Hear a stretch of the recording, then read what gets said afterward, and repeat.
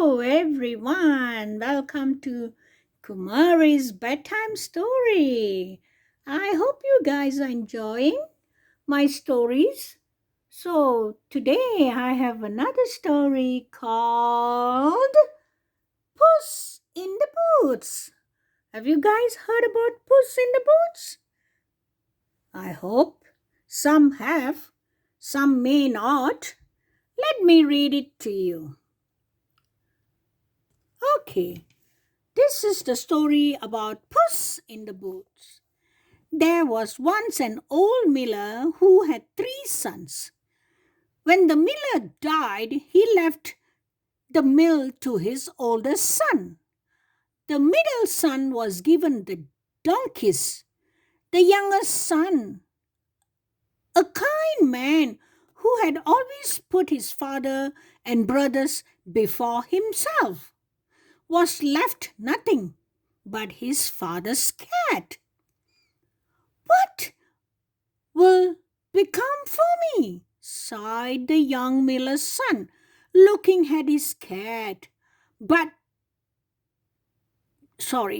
me a fine pair of boots, and I will help you make your fortune, just as your father had wished, replied the cat. A talking cat? The miller's son could not believe his ears.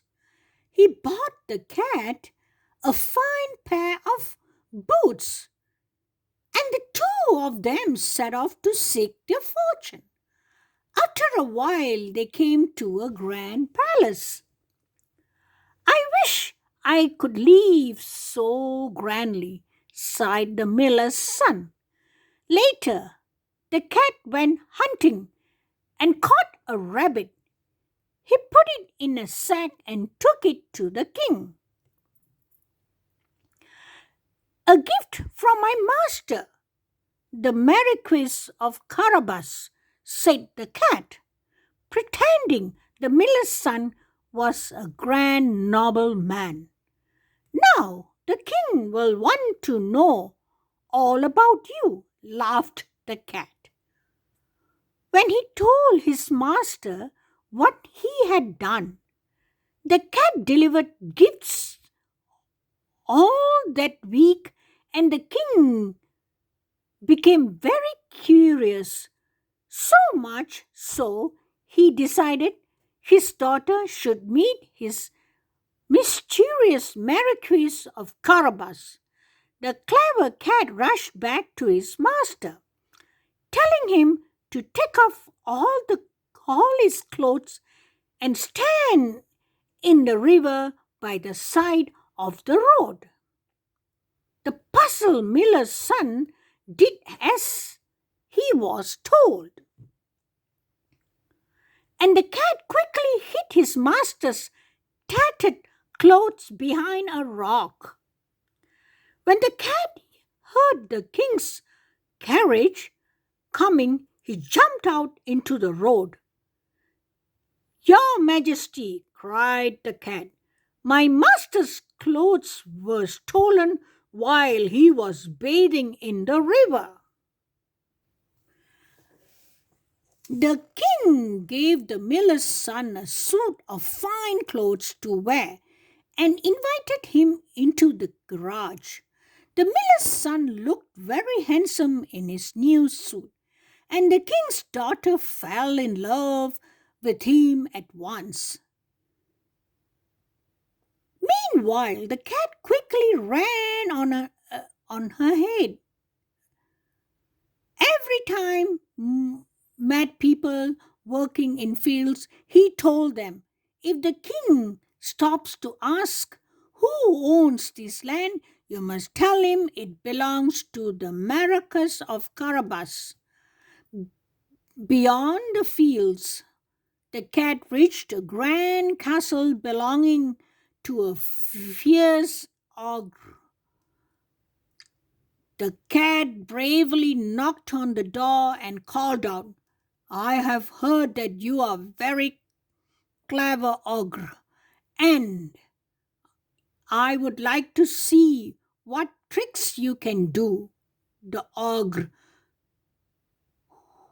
who lived to show off his tricks immediately, changed himself into a snarling lion. Very clever, said the cat. But a lion is large, and I think it would be more impressive to change into a tiny mouse. At once the ogre changed into a little mouse, and the cat pounced on him, ate him up. Then the cat went into the castle.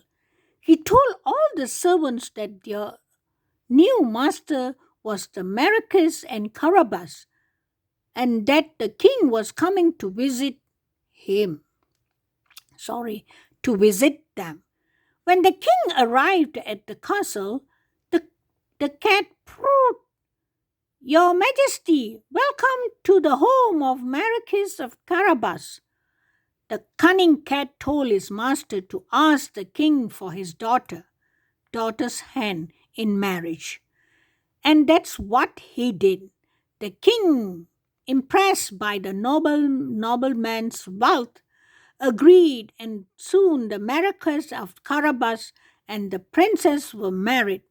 The cat was made a lord of the court and was given the most splendid clothes, which he wore proudly with his fine boots, and they all lived happily after. Okay, that's the end of the cat in the boots. Okay, I have two nursery rhyme to finish this story and the nursery rhyme. Okay, let me sing this. Elephant's tongue has been tickled by bees. Oh, brother, he grumbles, I'm going to sneeze. But I don't have a tissue. What shall I do? A jumbo-size hanky. How handy. Achoo! Watch a hunter. It's out on Snoop. Underpants, blunderpants, splat in the poop. Okay, this is the end of my story and nursery rhyme, and I'll see you in the next video. Bye.